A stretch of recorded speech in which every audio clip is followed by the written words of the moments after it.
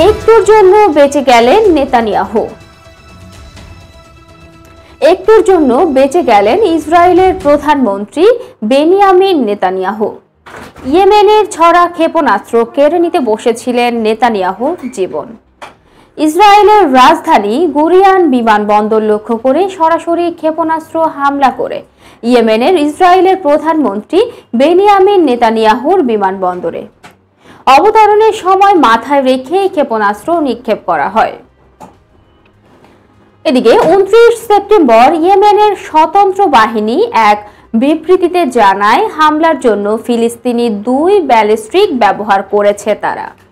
নির্যাতিত ফিলিস্তিনিদের সঙ্গে সংহতি জানান এবং গাজা ও লেবাননের ইসরায়েলের চলমান অপরাধ যজ্ঞের জবাব হিসেবে চালানো হয় এই হামলা।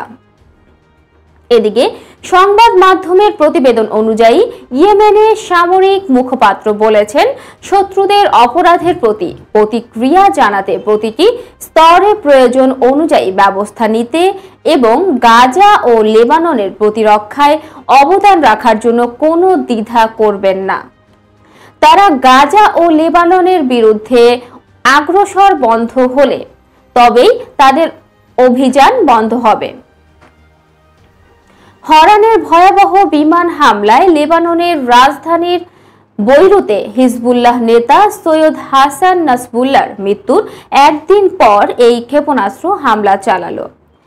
ইয়েমেন হিজবুল্লাহর নেতার মৃত্যুর পরও গাজাবাসীর প্রতি সংহতি জানিয়ে যুদ্ধ চালিয়ে যাওয়ার প্রত্যয় জানিয়েছে ফুটিয়েছিল সংগঠনের সদস্যরা।